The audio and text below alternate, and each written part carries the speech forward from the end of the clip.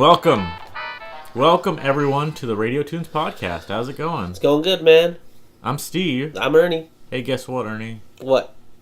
The D.Va hype it's not over. Okay. Still going? Yeah. So we got like that animated short, the D.Va shooting star animated short. Right. Guess what? What? Blizzard said it's not over. There's more to come. So they gave us an entire event based on D.Va up until September 10th. If you play quick play or competitive or arcade mode, right, and you win, you get like this little almost like a stamp card. When you fill up all the stamps, you get an exclusive skin. God. Yeah. Well, that's how arcade mode is already. So they're just using that same template. But it's pretty cool. More free shit. So I do feel kind of bad because I feel like the summer games kind of got hijacked by this D.Va event, and then before this D.Va event, they were doing the All-Star Weekend or something, so like this esports thing, right? And that was covering the main menu. So like, it hasn't even really been this. It was like the summer games for like a week, and then it was All-Star Weekend, and now it's like this D.Va event. So I don't know, whatever. But I mean, they've already experienced the summer event. Like, well, yeah, a lot of them are It's annual. just available for you to play. I think they did the right thing. No, yeah, they gotta push what's new and hot, you know? No, you know what, too? It was funny, because I was thinking, like, oh, they didn't have a lot of costumes this year for the Summer Games event. Right.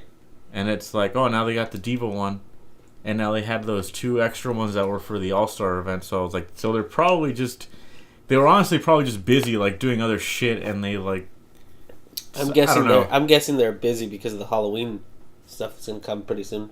Yeah, who knows? You got September and then you got October, so Halloween skins for all. Yeah, I'm actually more excited to buy the ones that I didn't get last year for really cheap, because like Anna had a really cool skin last year. What was the Anna skin one last year? She was like a pirate. It's called Corsair. She's a pirate. And That's funny. She has a little parrot on her shoulder. It was really cool. It was really detailed, really nice looking, and I did get McCree's. But yeah, so the new D.Va skin that they put out for this this event is called, I think, the Nano Cola Challenge, which is like her sponsor or whatever from that short. Right. Yeah. It's basically just a recolor of her regular skin, but it has she has a ponytail for one, which looks cool. It's the one that showed at the end of the short. Yes, like the, what is that called? Like the end slate. Yeah. Yeah, it was that. So I was pretty happy, just because. Whatever. D.Va's got, like, a shitload of skins now. I'm happy for that. The only thing that kind of bothers me is that, so you can unlock these sprays, too. Right. Sprays are random, though, and you can only unlock them through this event. So there's a chance that the event ends, and I'm not going to have all of the unlocks. And I'm not sure when they're going to do this again. And you can't buy them? You can't, yeah. And I have all of the unlocks for D.Va up until this point. So now it's like I'm not going to have 100% stuff with D.Va anymore, which is kind of shitty because it's all based on luck. You better get playing, dude. Just play all day and all night. It's dumb. But yeah, whatever. I have all McCree stuff, so I already have another 100% character or whatever. Until Halloween comes around. Yeah. Yeah, but anyway, we kind of glazed over this last week. We didn't really go over Gamescom's news at all. Not really. But Shenmue 3 officially got a release date. I already forgot it. I still can't believe you're talking about this game. Why? August. I don't understand people's hype over Shenmue 3. It's August 27th next year. So almost exactly a year from now, like a week and a year, we're gonna be playing Shenmue 3. You're gonna be playing Shenmue. Let's make that abundantly clear. You are gonna be playing Shenmue 3 on whatever system it comes out on. Okay, fair enough. Yeah, I know what you're saying though, because to me Shenmue is almost like, what am I trying to say? I don't want to say it's like as bad as Samurai Cop, right? But the thing is, like, the appeal of it is kind of that it's crappy, like, or I shouldn't say crappy, but you're it's not just like, selling me on this game, dude. It's just like it's funny because of like the acting you know, and like the story is a little bit not super amazing. Awful. Like, Gotcha. Okay. but it's so entertaining. There's so much stuff you could do, and a lot of people have already said this. This is not an original thought. Everyone thinks this. Okay. Yakuza basically does what Shenmue does way better. Like the schlockiness, the kind of humor that it has, and like the cheesy subplots or the side missions you could do. Right. They're all wacky and stuff, and it's almost like the successor to Shenmue, right? I don't know how people are gonna respond to a new Shenmue game because it's like, did they make a sequel to Samurai Cop? They did, right? Mm-hmm. It's like when people were asking for that Samurai Cop sequel.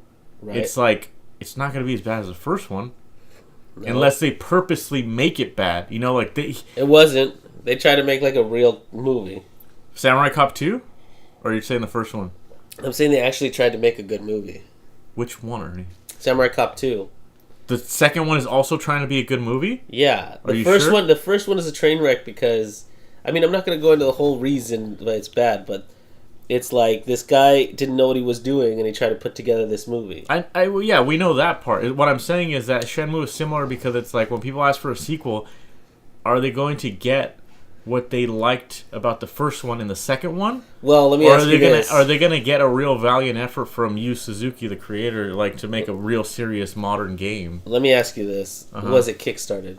Was what Kickstarted? It's Shenmue 3. Yeah, absolutely. Then yeah, they will. They'll get everything they asked for. Because wasn't Samurai Cop or Sharknado or something was also Kickstarted, right? I believe, and correct me if I'm wrong on this, everybody, but I believe Samurai Cop 2 was Kickstarted. Yeah, so I don't know. I'm like, people are gonna expect it to be funny, right? Or like, That's not my impression. No, like okay. I haven't watched it, and like I would expect it not to be because that guy, like the guy that they interviewed to do it, like the main dude, he was always still trying to be like he was always trying to be like a real action hero. You know? It's like if they made a sequel to The Room. You know? Yeah, like, no, I get it. What the fuck are you gonna do? You can't recreate that kind of like it's almost like lightning in a bottle, like the like. I know. You know, it's funny that I'm looking at the IMDb here. And one of the people in the cast is Tommy Wiseau. In the new one? In the new one, Samurai Cop 2. It sounds like it is trying to be funny in some way. Oh my gosh! Please let it not be true, though. Well, whatever. It's like, but here's the thing, man. People paid to see more of the first version, right? Mm-hmm. So that's what they're gonna get. You know, I mean, it seems like whenever people get kickstarted, there's a lot of emphasis on let's give them exactly what they're paying for. You know, and they want more Shenmue 2. They want more Lucky Hit. They want more of these like. See, here's the thing, man. Like what you were saying earlier about Yakuza, and Shenmue. I don't think that that's a good assessment because Yakuza is like.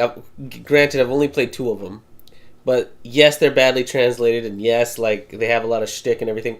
But it's focused on this like really, like, gritty part of Japan that's awful, and the story's still good. No, I'm not saying it's not good. I'm just saying it's focused on a gangster part of. Japan. Shenmue was a wholesome story about this guy trying to find the killer of his father. You know, I don't think you're understanding the comparison too much. No, I understand the comparison in gameplay. Yeah, that's what it is. But it's like the open world aspect of Japan. Mm-hmm. Yakuza just blew it out of the water. Like they actually built it to look like Japan or like a realistic part of Japan or something, and right. You have different regions you can go to that are actually like filled to the brim with things to do. Right. Like Shenmue for the Dreamcast, there was a lot to do, but it's like obviously limited by the hardware. You can't fucking. But it wasn't about like Yakuza in a way is more like GTA than it is about Shenmue. Shenmue is like, look at all these things I can interact with on a daily basis. Waste my money buying all these stupid little trinkets. And then find the little nooks and crannies in this entire city while still retaining this necessity to be like back on time with your grandma, right? She's like the one that tells you, "Hey, you don't be late again." Mm-hmm. You know, that kind of stuff would just not exist in Yakuza. You just do whatever you want. I wouldn't say Yakuza is like GTA because you can't drive and you can't kill random people. Well, don't you just spend your time beating people up there? No, from rival gangs. People come up to you and will like talk shit, and you can fight them and stuff like that. It's almost like an RPG where like you can run around them too. Okay, you know, like it's that kind of thing. I don't know. Those games seem like they may have similar mechanics in that you can walk around the city, but they don't feel like the same game whatsoever. I'm saying it's more like an evolution of Shenmue. Like if Shenmue were to continue, that's likely where it would end up. So if Shenmue were to continue, okay, so let me just get to what I'm trying to say is that Shenmue 3 will likely be something like that, right? The end product might look something like that. I don't think so. Okay. Well, whatever. I think Shenmue 3 will focus on like him having this menial job, and him doing like this day-to-day work where he can like race more forklifts, you know, and do some sort of stuff and like talk his way into what he needs and get his like it was real. That was the weird thing about Shenmue. It was real. So you think it will pander to the stuff that people liked in the original? Of course, because what's the point of doing another one if you're just going to do Yakuza? That was the question I was posing in general. Is that is he gonna pander to the crowd of the original games? Yeah. Or is he gonna try and use this opportunity to make a modern game with like modern aspects? Like, is it gonna have online? Is it maybe going to have like microtransactions? Is it his whole idea about coming up with the first one, remember we used to see like these behind the scenes things like every gamer will experience the world in different ways and blah, blah, blah. So trying to make this open world with a lot of different experiences is not the same as like, look at all the stuff, look at all the people you can beat up and look at all the ways you can make money or like travel all around Tokyo and look at how similar this looks to the real Tokyo. That's not what it was about. It looks a lot like you're in Japan though. I mean, sure, like a probably. fake ass part of Japan.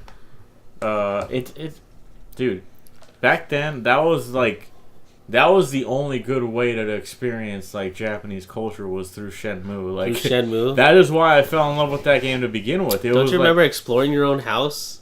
Yeah, it was. Dude, okay, yeah, that's what I'm saying. Look at all like the point of that was like, look at how many things I can go into and experience. So if you're telling me that it's gonna be like Yakuza, I was like, I'm not gonna play that game. But if you're telling a Shenmue person that's like, you can interact with everything, every little stupid thing in your house, and not just pick it up and throw it. Like you can turn on the radio, you can do the dishes, you can like cook some stuff. There's like a little mini cooking mama game hidden in your apartment, like. All these different little things that make it feel like you live in Japan. That's what he'll focus on, I feel. Okay. Think about it that way. You know what I mean? Yeah, it's dangerous too, because like, I don't know, like there hasn't really been a lot of successful Kickstarter stories. I mean, I'm sure we've talked about this before, but like, isn't Shovel Knight a Kickstarter? Shovel Knight is like the only. Shovel Knight and Shantae are like the only ones. I was about to say Shantae. That come to mind right now that are like successful Kickstarter games. Was Super Meat Boy a Kickstarter? Mm-hmm. It was, right? Wait, no. I believe that one was funded. It was. I think it was like funded. A real game. Mm-hmm. Well, anyway, like I don't know, like I was listening to another podcast and they were comparing it to like ukulele. You listen to other podcasts? I do. I'm sorry. I don't like that. I steal all their ideas. I say, haha. Sorry, bitch. No. They were talking about how, like, ukulele... well, they obviously didn't play it first of all. But they were saying that they don't know if Shenmue 3 is going to work because it was, like, ukulele was basically Banjo-Kazooie nowadays, but people hated it. And I'm like, That's not true, though. It wasn't. Like, if you fucking played ukulele, you would know it was not Banjo-Kazooie. It didn't have the level design... or like the character design, or I mean the character design was fine, I guess, but like it just didn't have that magic of Banjo-Kazooie. It didn't have like the fun gameplay elements. The controls weren't as tight as I would like them to be. A lot of like the what do they call it, pages? Mm-hmm. were not very satisfying to get. Like, Steve, we all saw your cartoon, right? Yeah, some of the missions were just like really stupid. So I don't think it was a fair comparison for them to say that. But yeah, I hope to see something really cool with Shenmue 3. I hope he takes advantage of like every aspect of modern day gaming or like whatever technology we have nowadays. Like maybe. Well, I'll say this about it: the power of the Dreamcast and being able to like go to every single thing ever in your room, being able to find a Sega Dreamcast in your own room, turn it on and do that Saturn. stuff. Saturn, I'm sorry. Yeah.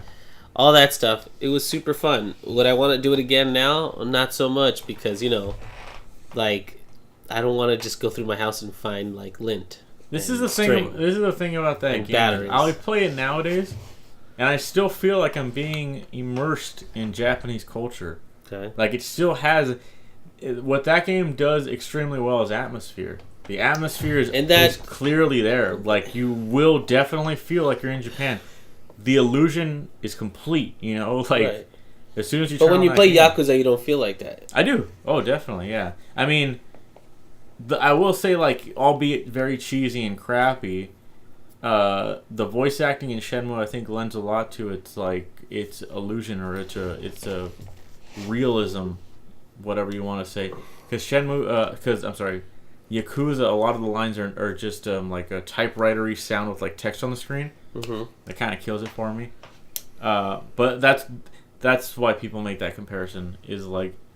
Yakuza has so much like Japanese culture in it. It's like ridiculous. Like you can literally walk into an arcade and play like full versions of Sega games in the arcade. Like it's fucking ridiculous. Or you can even go to like hostess bars, like that they have in Japan, and like all this crazy shit.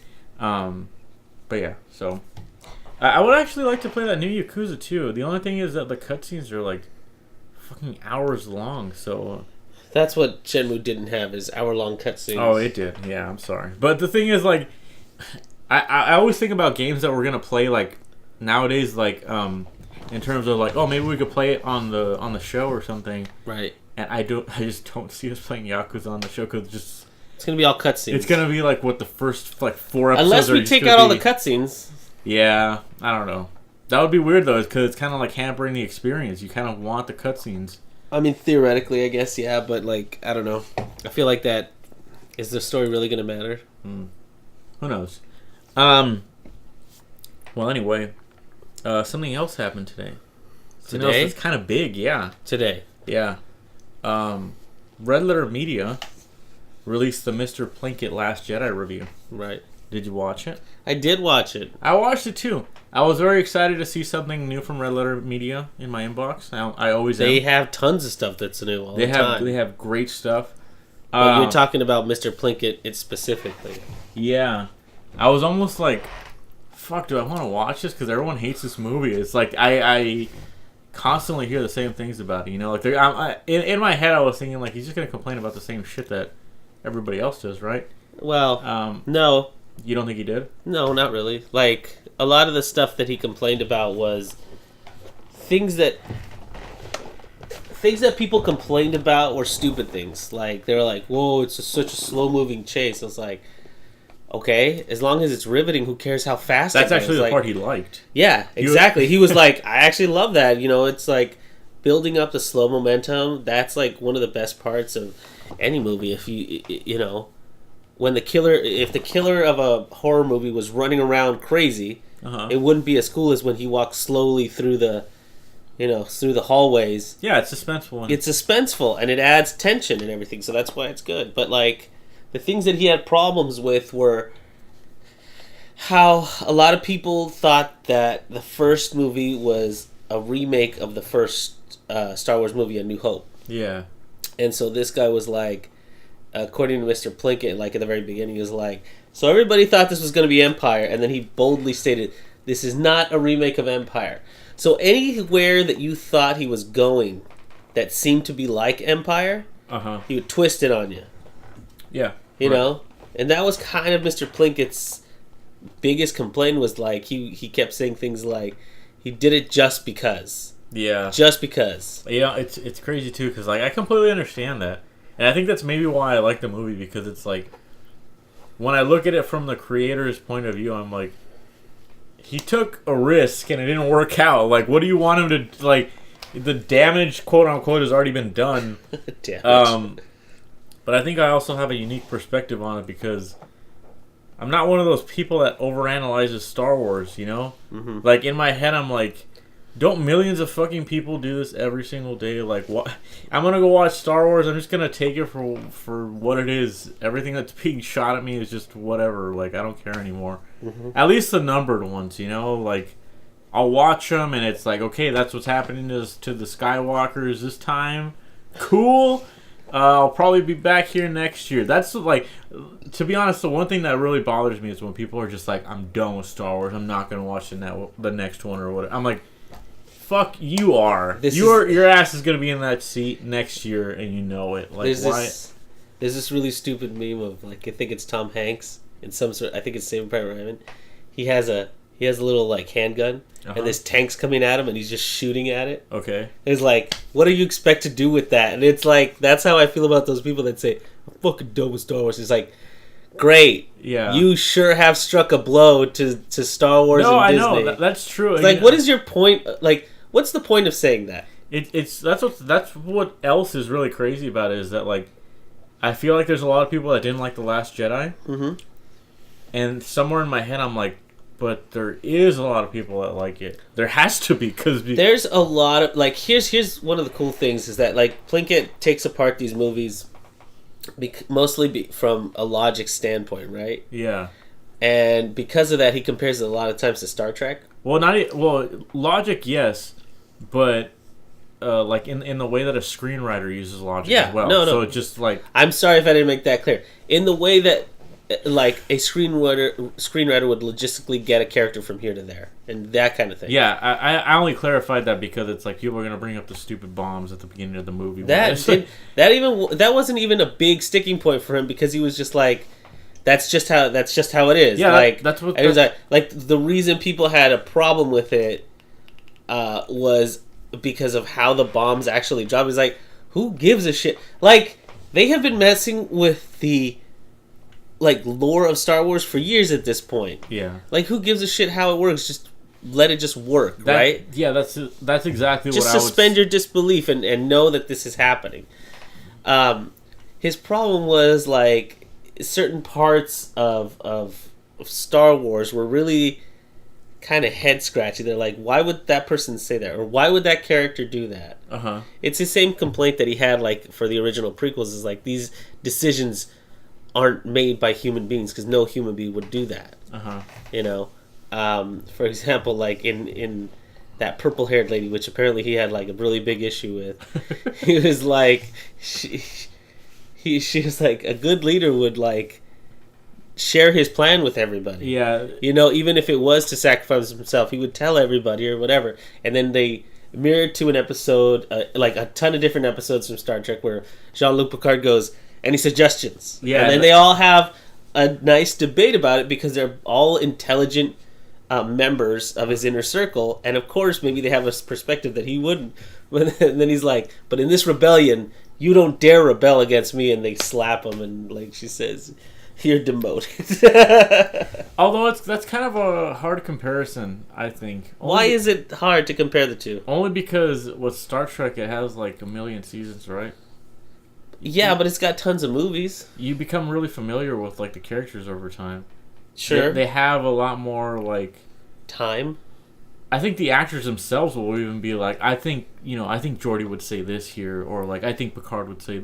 Like, they have their own take on characters. Sure. Whereas, like Poe Dameron's been in, like, 2 movies. Sure. And he's probably, like... You know, I've only been on the screen for, like, 20 minutes, honestly, so I don't really know what, like... Poe's about, or here's how I'm gonna trump that. Remember, there's a part in the review where he touts that Luke Skywalker, who's played by Mark Hamill, had a big problem with how Luke Skywalker was being portrayed in the movie. Yeah, and he actually had that conversation with the director. He's like, I have a really big problem with how you're portraying my character in this movie. That's a good example, because he should have listened, I think. Honestly, because, like, The problem was that here's my like he didn't bring this up in the review, but it's like this jokey bit throughout the movie. By the way, I totally enjoyed the first time through, but like I noticed I have not gone back and watched it. The Last Jedi. The Last Jedi. Okay, I did. Okay, but like those jokes, when I saw them the next time when he was shouting them out, I was like, I guess it is pretty jokey. Like the whole humor of it, I was like, why is this what trying jokes to be are you funny? talking about? Like for example, when Luke goes and does the thing where he's like, "Oh, you can feel the Force," because he does the little like I thought that was leaf funny. on her face, and then when he's drinking the blue milk, that I could have done with that. I didn't need to see a big alien tit. I didn't need to see that. Or all of the parts with Finn and what's her name, like those were super jokey for some reason, and like I don't know. The more jokey it seems, I was like, this is a different take, and I wonder. And here's what the whole point is like. I wonder if they're trying to be more like a Marvel franchise, where like Marvel franchises, there's one thing that people always say about it, is like it's crazy how it's an action film and it can still be funny. So maybe that was his goal, was to try to create something similar. Was like, look at how actiony this is, but look, we got humor. But I think he may have gone too far, because the great part about Marvel is like they know when to be jokey, when it feels natural in a movie. I would say Marvel also benefits from the fact that they have a million movies, and at this point, if Tony Stark does something, or like I should say, Robert Downey Jr. does something like in Iron Man style or whatever, right? You listen to him, or you let him keep it in because he knows the fucking character by now. You know, sure. He's played him like 6 times at this point, or something stupid like that. Yeah. Like I don't know, because for a lot of the actors, it was their second movie, and for like characters like the purple-haired lady or Rose, it was their first movie. So it's, I don't know, I feel like we're beating a dead horse, right? Talking about Last Jedi. Listen, dude, I did not hate The Last Jedi. I didn't either. I still like it. I thought there's a lot of really iconic parts to it. Nothing short of like that throne room scene where they fight is one of the best fighting scenes I'd seen of that year. Visually, it was fantastic. It's a fucking amazing movie, I think. But I think that there are issues with it, but not so much where if I watched it again, I'd be like, yeah, turn it off. I'm done with Star Wars. The one big thing I did agree with him on was that when Kylo Ren puts his hand out to Rey and he asked her to join him or whatever. If the movie had ended there, I was like, yeah, that would. It actually felt like it was gonna end there. Like the way everything built up. Yeah. It felt like it was gonna end there. Yeah. Like, so I was ready to be like, yeah, cool, fuck it, we'll just cut the movie by like 45 minutes. Make this a sweet little like hour and a half movie. I'm done. I'm in. Like, cool. Right. But yeah, I don't know. I think it would have been too much of a cliffhanger, to be honest. Well, I was just gonna say, like, honestly, I think it would have benefited from a lot of things just being cut out. Like a lot of people said Leia should have died in that scene where what's her face kamikazes. Yeah. Like, it does feel like a Leia thing, and like, did we really need Rose? Like, maybe just cut her out, or like the weird fucking crazy. What is he, like a hacker or something, or like the? Yeah, that was supposed to be a Han Solo type that just never happened. Yeah, it's like, did they even need to? They didn't even need to do that.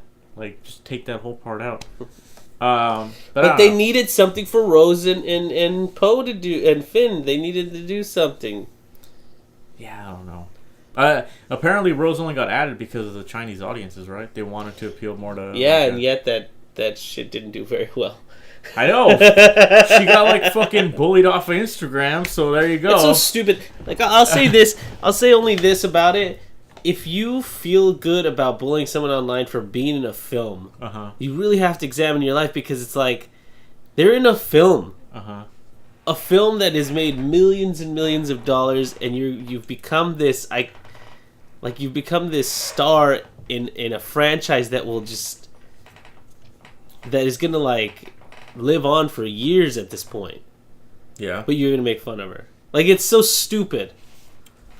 I don't know what to tell you, man. Star Wars fans are when they're bitter, They get mean. Look at so dumb. They made that kid. What's his name? Anakin Skywalker. Jake Lloyd. Yeah. Yeah. They made him quit too because they were like, I heard he had to move schools lots of times. Yeah. Because people were constantly coming up to him and saying like you ruined Star Wars or some shit. Well, he did. So that's what he deserves, right, guys? Huh? Dude, just leave him alone. And he's super bitter about it too. Yeah, and at one point he was like... He's a kid. That's such a shame. He was like working somewhere like under a different name or something. I don't know if that's true, but... yeah. So I don't know. I think that's a bit of an overreaction. Of course it's an overreaction. I think it's just a fucking movie, and there's going to be one next year, so what the hell's the matter with you? Just no, I don't think there is going to be one next year. I think it's like 2020. Oh, it's 2 years from now. I think so. Don't they have the... Oh, no. You're right, next year, because there's no film this year in December, and they pushed it to next year. You're right. Oh, really? 2019, yeah. There's no Star Wars. Oh, so there should have... Oh, it's because Solo. Yeah. It's because Solo came out this year. I don't think that's why. I think they just didn't want to have another movie in December this year. People are like, it's too much. Really? Yeah. Huh. All right. There was another movie I watched this week. What'd you watch? Deadpool 2, finally. Oh, for the first time ever. Nice. And how'd you like it? I loved it. I absolutely loved it. Was it better than the first one? It's hard to say. I had to actually go back and watch the first one. Okay. And what's cool is that, I was telling you this before we started, there are a lot of elements that they share. Kind of like, like the way that he talks to the audience, the way that it starts a certain way and then backtracks, does a little Tarantino. Starts one way and then Tarantino's back and then does the thing. And they took a lot more, because you're already starting as Deadpool, they didn't need to do the whole, like, here's what he was like when he was normal. Okay. You just go forward. So it sounds like Ant-Man. A little more like that, because you start with the normal that is Deadpool. So it's him and his girlfriend. They're doing their thing, and then shit hits the fan. But it's it's weird because Deadpool is crass, and he's really like a juvenile and everything, but you still feel for the guy when things happen to him. Okay. A lot of the tropes from the first one get repeated. So, like, for example, the whole thing that I just said, the Tarantino thing, that happens again, but this time they speed it up. They're like, they know this joke, so we're not going to waste a lot of time on it. Oh, okay. So they kind of sped that part up. It's very self-aware in classic Deadpool Very much so. And, in the first one, there was a lot of, like, let's look at the camera and say something directly to the camera. Okay. Not a lot of that. Okay. Because they know, like, we got to tone that down. And so there's only certain parts. I can only think of two big parts where they actually do a lot of like to the audience, where they look and they kind of like smile and give the thumbs up. Okay. It's in the very beginning, there's a James Bond-esque intro. Okay. And the credits are all the same kind of thing as the first one, where they go like, written by a bunch of jerks. I've never seen the first one. Oh, you never seen the first one? Well, in the first one, instead of like actual credits in the very beginning, the credits like flow through the scenery, but they're actually like, it says written by the real heroes, and then it says directed by some asshole or something like that. Like, it's funny. Cool. So they do that, but this time, instead of just doing that, they have a song written for Deadpool, and they have like all those credit intros and all that kind of stuff. Funny. It's like, it's funny, but it doesn't overstay its welcome, because it's just the intro, kind of like a James Bond intro, and it goes right into the movie again. And then it's actually got a theme like the first one. So in the first one, he says, this is a love story. And it totally is. It's when he falls in love with his girlfriend. Okay. And in the second one, he's like, this movie's about family. Okay. And that's exactly what it's about. It's about family. Okay. So it's like, it borrows the same tropes, but it just does them in a very different way. Ryan Reynolds is super funny, just like he always is, but there's a lot more interaction. So it's less, because he's doing a thing about family, there's more people involved in the whole thing. You know what I mean? But right. But the person that kind of blew me away in this one was Josh Brolin's portrayal of Cable. I didn't even know Cable was in it. Dude, I thought that was so badass in this. I thought that was kind of cool, because I do like Cable. I think he's a cool character. There's a lot of surprises in the movie. That when you see him, you're like, oh shoot, or whatever. Do they make reference to the fact that he's Thanos? No. No? No. I'm surprised. I'm surprised they didn't either, because I was waiting for something like that. But they do make a lot of, not references, but they're like, he obviously lives in the world of the X-Men. So there's a lot of things that they lead back to that. But because, like, he always says, what, the studio couldn't afford to give me all the X-Men? Yeah. Like, that whole third wall breaking is still there, but it's a lot more subtle. Wall. What did I say? Third wall? Yeah. Fourth wall is what I meant. More like fifth wall, am I right? Because Deadpool is just fucking nuts.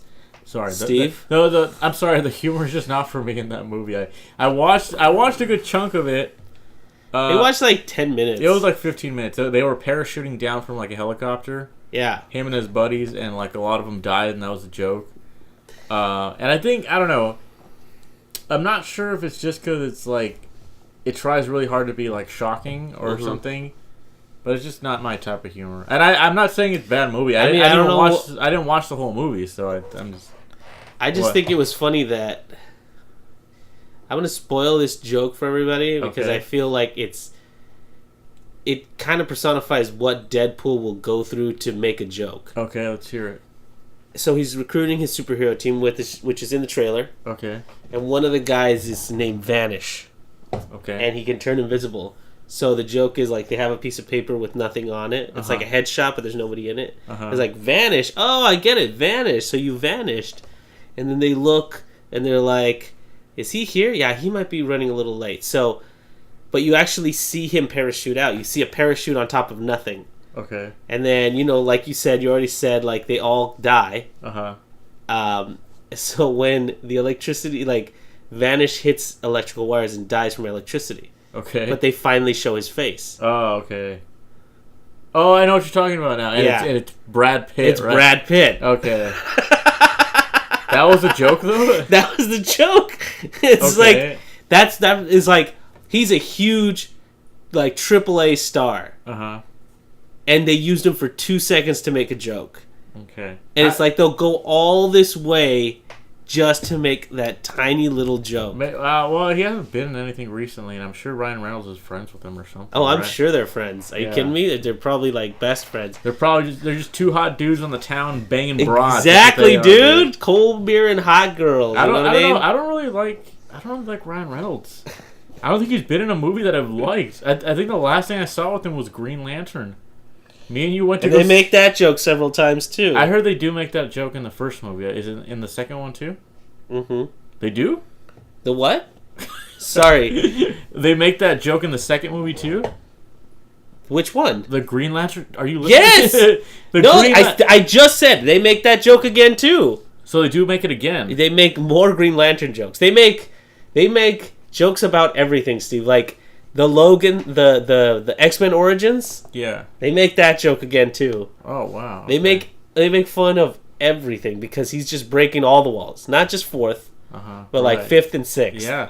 Okay. You know what I mean? Fair enough. Here's the deal though, man. Like if you're I mean, if you don't like Deadpool's humor from the first one, you're obviously not gonna like this one because it's more of the same. But I gotta say, like, from what they did from the first one to the second one, I was surprised that I liked it so much, and I've watched it like twice, almost through a third time again. Okay. That's how much I've liked it, and I feel like he kicked it up in the right ways, but I still feel like his character's grown. I feel like it came out kind of fast. I feel like the first Deadpool came out and like they were already at work on Deadpool 2 and it like came out like the next year or something. It's pretty fast. I mean, I enjoyed it and it did really well at the box office. Like, did it? I don't see why. Yeah, it probably did. I don't see why it wouldn't do well again, considering like, it's just become somewhat of a pop culture phenomenon again. Like, you're seeing Deadpool crap all over the place to be sold. Hot Topic. Box Lunch. There's all sorts of people selling Deadpool stuff again. I think those movies kind of lack color is what it is to me. A lot of like the X-Men movies in general, like they just don't have a lot of color, which is so weird to me. They're always like they're always set on like these bland looking gray cities, and they're not really like. This one will surprise you. Okay. Because I'm used to Cable shooting like big ass pink beams out of his gun, you know, like Marvel 2 when he would like they use a lot with like Josh Brolin's character. The one thing that is like cool is that he's exactly what you think he is. He's a very calm, collected. Does he have his dude. arm? Yeah. Oh, fuck. And it's magnetized. Cool. That's cool. So he like whenever he loses his gun, he goes whoosh, and it brings it back. That's cool. And it fires this cool ass laser. Like that character is done really well. Okay. Like super well. But I just feel like this movie has, yes, it exists in the X-Men universe. That's where like it exists. But I feel like it has so much more color and it has so much more fun than anything that they've done in the X-Men series. Okay. So, I mean, like I said, it's just... Here's the crazy part, right? Like... That wasn't the crazy part, huh? No, because here's the thing. Ryan Reynolds is in the first Deadpool. Yeah. He doesn't get into that mask until, like, halfway through the movie. Right, it's an origin story. Yeah. In this one, he's wearing it through 90% of the movies. There are parts where he like takes it off and everything. Yeah. But think about it, dude. Like, you are seeing the emotions, and you feel for this guy, and he's wearing a mask where you can't really see his facial expressions. I'm not saying it's to the status of somebody like Hugo Weaving in V for Vendetta, because like he wears the same thing. It's like a mask that he wears the whole time, but you can, through his words, you feel what he feels. But this one, like Ryan Reynolds is personifying this character who's so like, he's funny, he's sick in the head, and all this kind of stuff. What's the studio that made it? Is it Fox? Well, I mean, it's distributed that way, yeah. But it's basically all Ryan Reynolds? It's a company. Here's the thing. I know it's a company called Maximum Effort. And is that like his own? I want to say that is. I was gonna say because if I is. Okay, go for it. Well, he is like executive producer and everything on it. Yeah, I know that movie is a lot of him because there was some story about like that he was really disappointed in how like Deadpool was represented to fans, right? And people did like him as Deadpool, right? They just thought that movie fucking sucked. So like, whatever, he was like, well, I'm just gonna make my own movie. Screw them. Screw them. I will say that it is kind of cool to like you said, see him in a mask the whole time. Whereas like a lot of other like even Marvel movies will try and have the mask off for a good amount of time. Yeah, exactly. Because they don't want the face obscured of their main star. Right. Like that's why Thor doesn't even wear his helmet. Because it's like they wanted his face not to be obscured the whole time. Right. I mean that makes a whole lot of sense because you're paying for that person. That's why they created that whole Iron Man thing. What do you mean?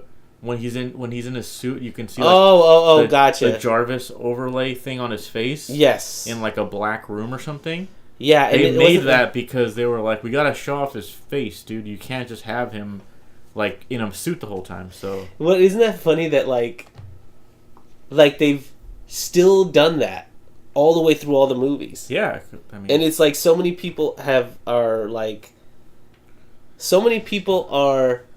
now growing up in a world where like when you do something like somebody's in a suit, that's how you do it. I guess you know, because like when people are in suits and stuff and they're doing exoskeleton, do they do that? It's with always Spider-Man? Like perspective and Do they do that in Spider-Man when he has a suit on? I don't remember him doing it like that. Okay, because it's always like he puts it on and it's like right in his face. There's no like kind of. Oh, okay. Never mind then. But like it's so crazy. Like, do you get what I'm saying with that? Like.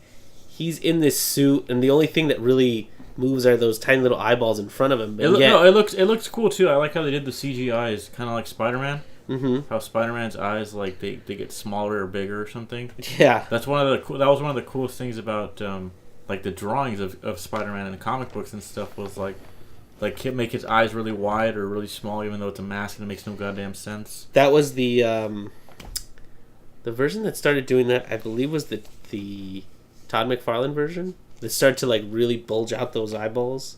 And I mean, they all do that to a certain extent. Well, like the original comic book version of him that like started that, I want to say is him. Oh, okay. You know, what's crazy though is that like Marvel now has real X-Men rights, correct? Right. That's fucking insane to me. Like, they're gonna do some like are they gonna start like? They're gonna can do some... I finally be excited for an X-Men movie? You know, I think you can. I think it's kind of shitty that like timing wise, Mm-hmm. I actually do feel like people are growing tired of this whole like after Infinity War 2 or whatever, Avengers 5, whatever the fuck you want to call it. I think people are done, dude. I don't think anybody's gonna want to watch any more fucking superhero movies. That's just my opinion, though. I mean, listen. Here's the thing, man. We've been saying that now for like 10 years. Almost. No, I think like when Iron Man like 2 came out, I was kind of already like, I don't need to see part 2, right? Like, like if they keep making these superhero flicks, you know, whatever. But it's that kind of thing where it's like they stuck around for so long that I was like, fuck it, like they're here to stay. Like I might as well accept it, right? And I think now that it's kind of all coming to like this climax. Mm-hmm. I'm ready for it to kind of like dissipate. Not like die out, but just like dissipate. Just cool it, or like give us a break on it for a while, you know? Because like here's the thing, man. There's gonna be phase. This is the end of phase 1 of the Marvel Studios like movies, right? Phase 1. Yeah, like it started with Iron Man. It's gonna end with Iron Man. Right. So all these characters that you have here that aren't below a certain tier. They're going to go away. They're not going to be part of the next one.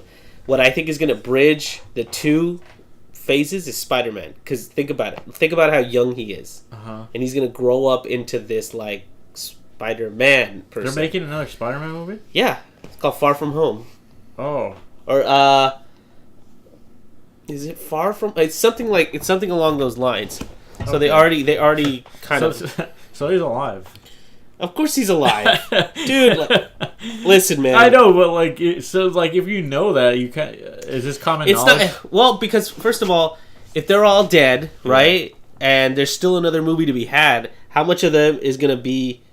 How much is gonna be left? You know what I mean? I don't know. Like, I hope you guys have seen Infinity War. Cause like, Gamora's dead, right? Like for sure, she's not coming back. I don't know, man. Like. Think about how her death was conjured. Like, if the stones go away, if something happens to the stone, she could possibly be resurrected. Okay. It could be one of those things. Yes, and it is called Spider-Man Far From Home. Okay, cool. And the main like key art is him in that suit. They already have key art for it? It's like all the key art I'm seeing for it is him with that suit on, with the gold and black suit on. Oh, like the Iron Spider suit or whatever? No, the one from the Infinity War. That one. Because it has black and gold. That's the Iron Man suit, yeah. right? Okay, yeah. I just didn't want you to think it was the one from like comics where it's all red, gold, and black, and like it's all Iron Man'd out. It's supposed to be that suit, though, It's supposed to be that suit. Because it has the legs on it, the extra legs or whatever. So, like, you know something's coming. You know, either they're all going to be restored, or it's like everything is going to be destroyed. So something is still going to happen, because we still got one more movie. But, you know, the second phase is going to be the X-Men. Dude.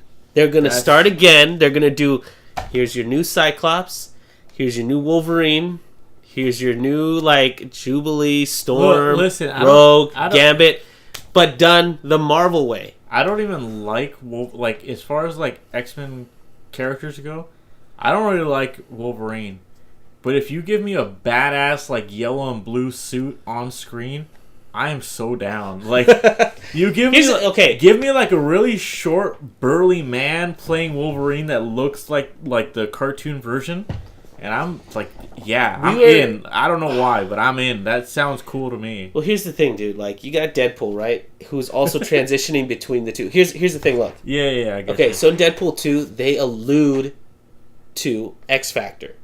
Yeah. Because that's. Deadpool joins X Factor. X-Force. Sorry, X-Force. Yeah. What did I say? X Factor. Yeah. It's because of the Marvel game. Yeah. So X Factor. Force. It's late, everybody. X-Force. He does it a couple times where he like crosses his arms in front of him and goes, X-Force. Wolverine is part of X-Force. Yeah, because there's actually a skin in Marvel 3. It's gray and black with red eyes, right? That's right, yeah. Okay. So in the movie, yeah, I think they did this on purpose. Where in the movie, there's a part where Deadpool gets covered in ash, and it's right when he has like formed this team, a little bit like after that, and it looks like his X-Force outfit. Okay. Yeah, because Deadpool also has that same skin. Yeah, it's gray, it's gray, black with and red eyes. Yeah, no, totally. And when I saw it, I leaned over and I was like, "That's X-Force."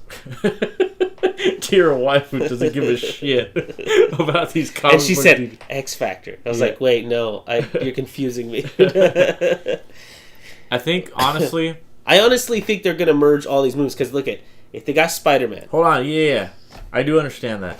I want to know who you want to see in a badass Marvel Studios costume, not these fucking jank Fox Studio. Listen, who do I want to see in the first X-Men movie done by Marvel? Like, just think of... I want to see Cyclops, okay. Iceman, Young Beast, Angel. So you want to see the original Jean Grey, ones. and Professor X. You know why? Why? Because they fucking overuse Wolverine too much. Oh, yeah. Definitely. And when you bring Wolverine, like when you bring him, uh-huh. he needs to be introduced in the same, like, he needs to come for a reason.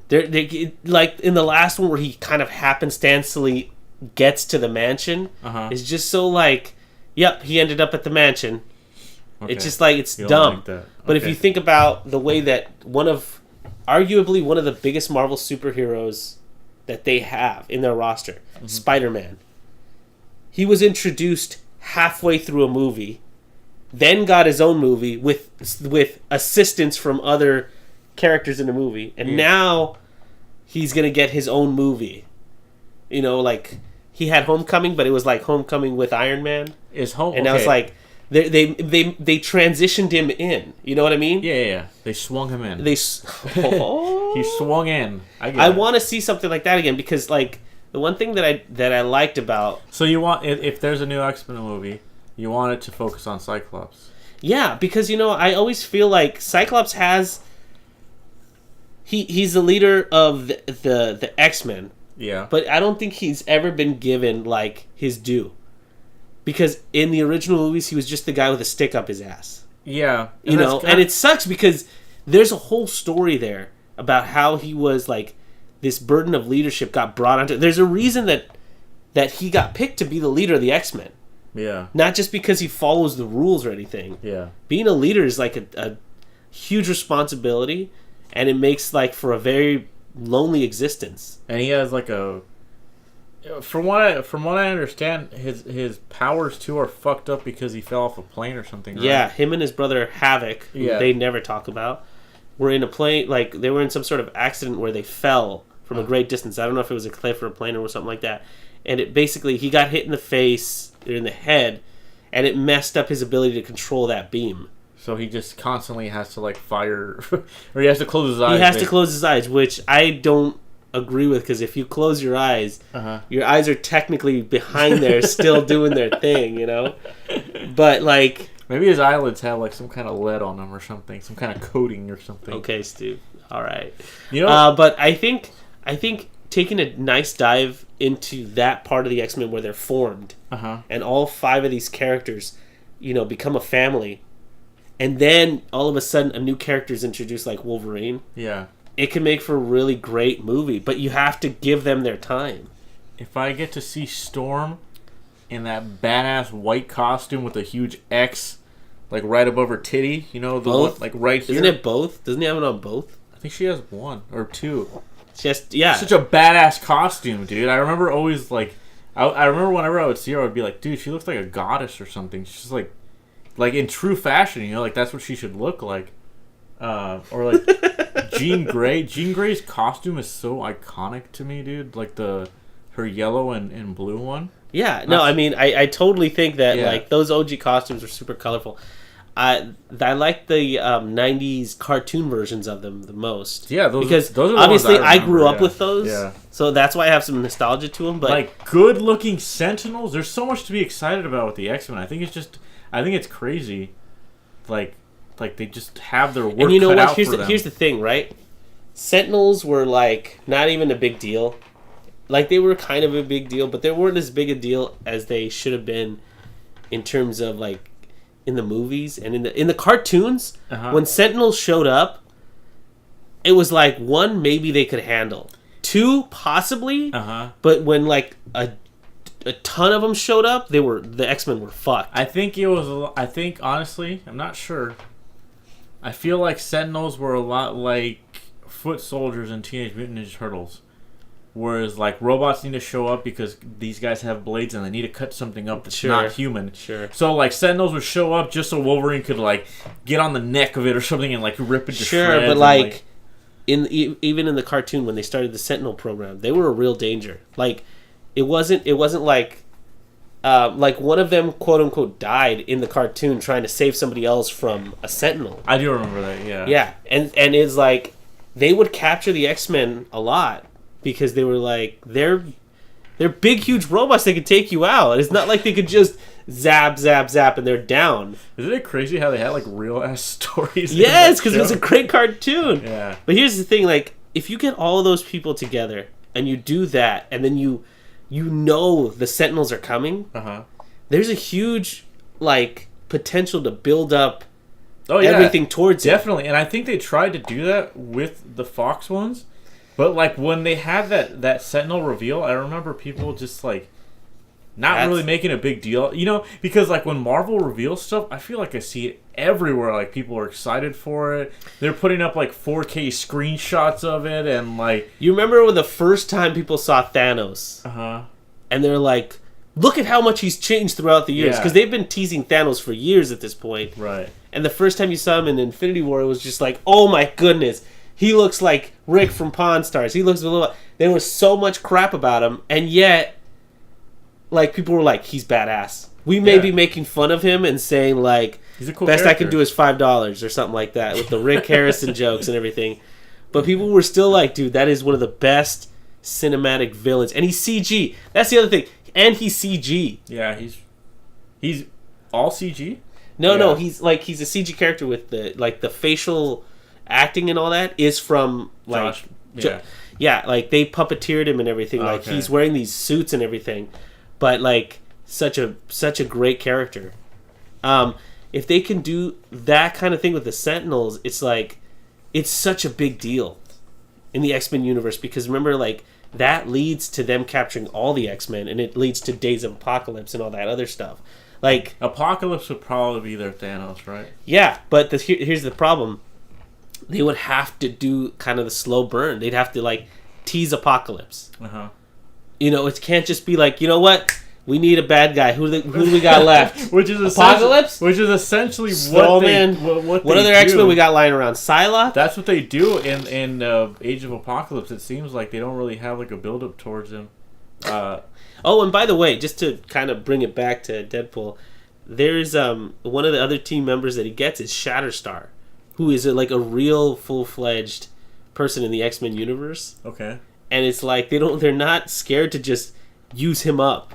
It's like, oh look, it's Shatterstar, and he dies or something. Or what? Well, like you kind of already revealed that, but it's like, what I like is that he shows up and he's like the prettiest man, and he's like, and when he shows up, he's like, what do you do? Well, basically everything you do, I do it way better. Oh, okay. And they're just like joke after joke about him, but like I'm so glad that they used him for what he needed to be used. You know what I mean? Does Deadpool ever pop out of the screen? No. Okay. No. It's not. This isn't Gremlins 2. I know, right? but doesn't he do stuff like that? He does. Okay, the only reference for Deadpool that I have is Marvel vs. Capcom 3. Yeah.